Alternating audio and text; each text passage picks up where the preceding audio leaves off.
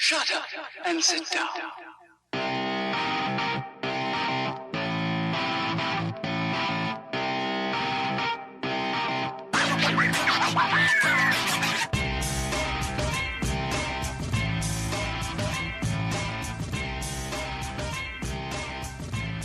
Hello and welcome to the Dunning-Kruger effect.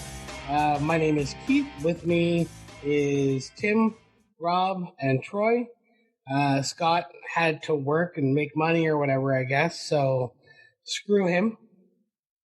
I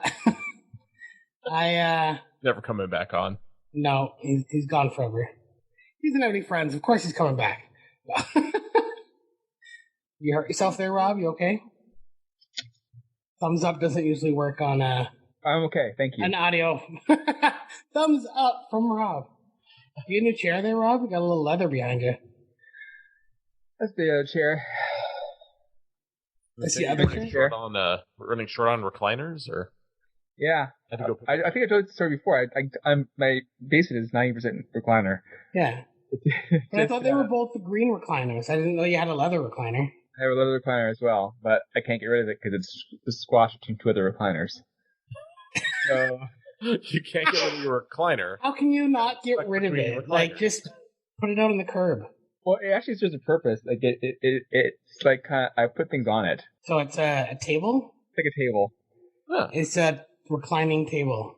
The recline. Well, it doesn't recline because there's no room to recline. It's a chair table. It's a chair table? Well, it's more versatile this way. I mean, this way you can use it as a chair or a table instead of just having just the table. No, I see the logic.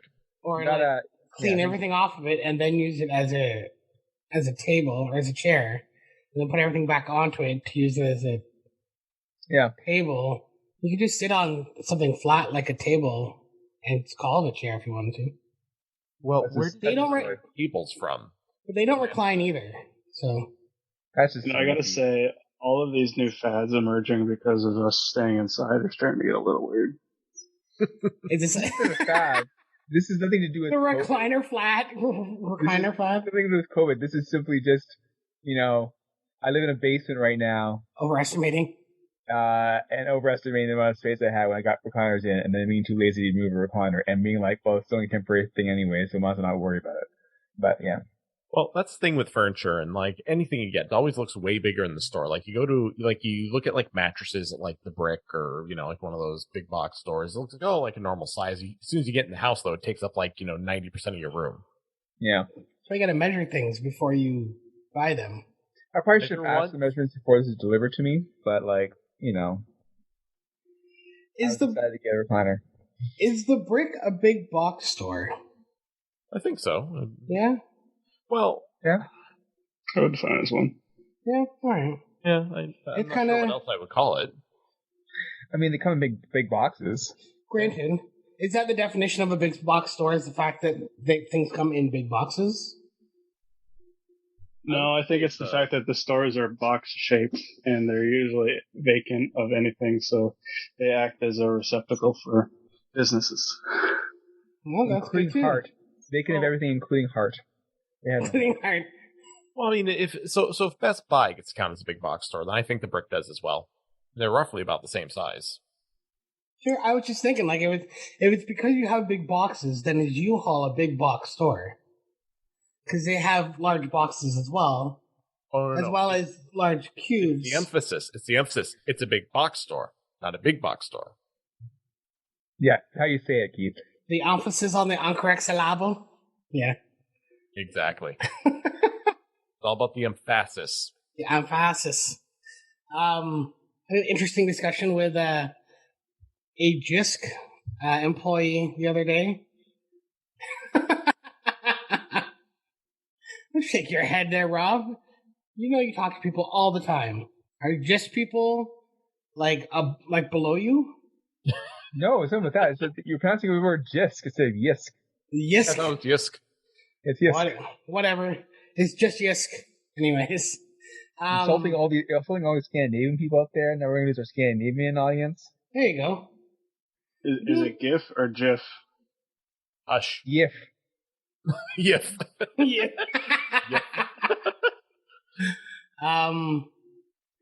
I gave him my email address because they wanted to send me a coupon, and I was like, whatever. Here's my garbage email address, which is Howard the Duck. Not surprising. Not specifically those words, but a combination to mean Howard the Duck, essentially. And he called it. He's like, "Oh, yeah, it's Howard the Duck, like the worst movie ever like made, type of thing." And I was like, "It's not the worst movie ever made. Thank you very much." And I'm like, "Do you like Marvel?" I was like, "Do you like Marvel movies?" And he's like, "Yeah." I was like, are you aware that it's the first Marvel movie? To which he was like, no. I'm like, you don't know that it's the first Marvel movie? Or no as in, like, you don't like it because it's the first Marvel movie? Are you arguing that it's the first Marvel movie? And, he stood there and, waited for me to leave the line. And a cash register. Sir, this is a yisk. Yes, please leave. This is a jisk. Please leave. It's like, okay. Yeah. But I thought it was interesting that Howard the Duck is technically the first Marvel movie, like cinematic movie. So it started all the other Marvel movies. So thank you, Howard the Duck. I don't. The MCU and everything else built on top of it. No. Thank you. I don't think that's correct. Thank you very much. No. That's like saying the Superman TV shows in the 1950s where he was just some drunk fat guy in leotards is responsible for like all the DC films in the No, I'm not saying I'm not saying TV show. I'm saying movie to movie, not TV show to movie. But you're saying one is responsible. When was the last time you watched Howard the Duck, Keith? When was the last time I actually sat down and watched Howard the Duck? I don't know, like 10 years ago. I saw it recently. Yeah. And it never has held up. Oh, it holds up great. And it holds up less now than it did then. Like it's a really bad movie, Keith. It's a great movie. No, I'm with Rob on this one. Look, there's like this period of time between like the mid 80s to the mid 90s where pretty much all movies were horrible. So you don't like The Terminator? Okay, all comedies, I would say. So you don't like Twins? 90% of it unwatchable. You don't like Twins? That's in the 10%. There's a term in like science fiction literature. It's called the Sturgeon's Law, and it's like 90% of everything is crap, and it applies to movies. Yeah, that's So I watched. What movie did I watch? I recently, I think probably in like the last year, rewatched Ace Ventura: Pet Detective. That movie definitely did not hold up, which made me curious because I loved it when it first came out, and so did everyone. So I decided to watch Dumb and Dumber. Dumb and Dumber also did not hold up. Go ahead, sorry, go ahead. I was gonna say. So then I watched what was the other big one with The Mask. Again, did not hold up because it was like, well, I'm not saying like comedy films now are somehow more sophisticated, but I feel like they may have. I don't know. It's like I don't think I remember last time I actually went to see a comedy like a movie because we have so much good stuff on TV now that it's not really something I go out my way to watch if I'm going to go to a movie. But comedy typically is hard to ages quicker than most other things because humor is typically very of its time, in general. Well, yeah, because you're pushing boundaries, right? But some of it's situational. It's at that time you make like an LBJ reference, and everybody now is like, "What the fuck's LBJ?" It's Spanish for blowjob. So I was also going to point out too that like we're also in the age of cancel culture. So when you're bringing up old jokes on topics of that time that might have been considered funny, depending on where you are and what area you're in, they can now be considered offensive to a degree that people try to remove your content permanently. Well, it's not that they can be considered offensive. They always were offensive. We just didn't, just being, me being a white cis male, like we weren't in on the, oh wait, yeah, probably wasn't a good idea, was it? We're just more aware of it. It doesn't mean it wasn't offensive then. It just means, we're more aware that, oh yeah, this is going to offend people who are not white cis men. So Tim's a white sissy male, and because of that, we can't laugh anymore. Sorry. Sorry, I kept saying. I find it ironic that I went to sissy. Yeah, no, I find that ironic. ironic. In the context of everything else that Tim just said. Yeah, very much so. I shake my head, Keith. Well, I'm using it as in the sexual term, not the There's no way to escape this, Keith. the slang term. Just Well, pretend but this then didn't again, I happen. mean, like the thing is with humor though, like humor is you always have to look at the intention of the person who you have to look at the intention. Like so for example, George Carlin, for example, if we were to take sort of, I would say, more modern sensibilities, we'll call them that, towards George Carlin's humor, there's no way 90% of the stuff that came out of his mouth would fly. But he wasn't saying because he was a racist. I don't know the man well enough. I don't think he was, given his comedy. But it's more about the shock value of the humor is what is humorous in of itself. So it's not about. I guess the difference is about punching up versus punching down, right? Well, it's a POV. If you have a POV in your comedy, what's the POV of your comedy? Is the POV of the comedy to dehumanize somebody? Then that's a problem. If your humor of your comedy is to, take jabs at power, as you say, power, or those who are, then that's funny. You know what I mean? Like that has relevance still. Yeah, I exactly. think that's why Blazing Saddles is still funny. Even Though it's like if you watch Blazing Saddles, there's like they use certain words a lot. Yep. But the satire is specifically to take the piss out of like racists, right? That's what the satire is focused on.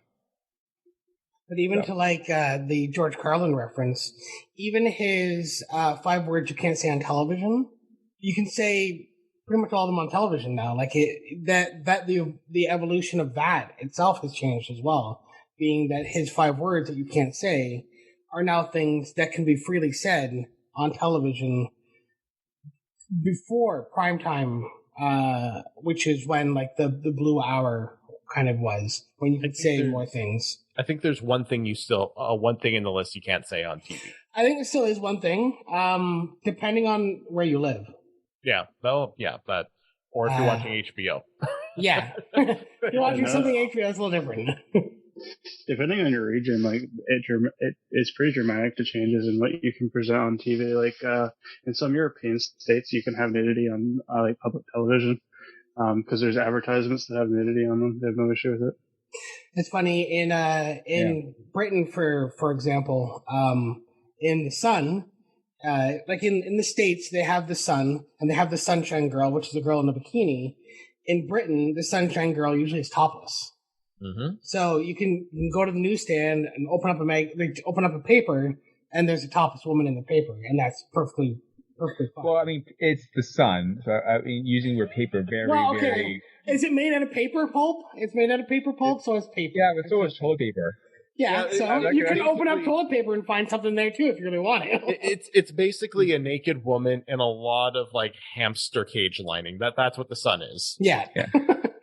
I'm just saying it's something it's readily available that anybody can walk into any variety store or Tesco or whatever and pick up and walk away with. Well, it's the difference between with European attitudes when it comes to sex, sexuality, and the human body versus the U.S. and to an extent us. I mean, we have some of the like we're not immune to the cultural influence of the U.S. there.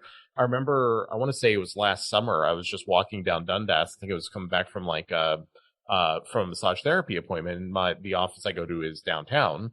And there was just massage therapy. Go ahead. It was therapy. Well, it's going to make the next part more awkward because there's like a topless woman walking by. It didn't quite register at first that this woman is topless. Okay, then it took a second to register. Oh, wait, she's topless. And then it took a second to register. Wait, we're outside. Wait a second. Not only is topless outside, this is Dundas. And then I would say it was about a good 4 or 5 seconds. Like, oh yeah, that's legal. And then then you gotta look. I was wearing sunglasses, so like, yeah, no thanks. Well, come on. You have to look. I don't care. To look. I don't care who you are. I don't care what gender it is. If somebody's walking somewhere naked, you're like, what? You you're like, what? Like, not even look to be sexualized, just to be like, there's more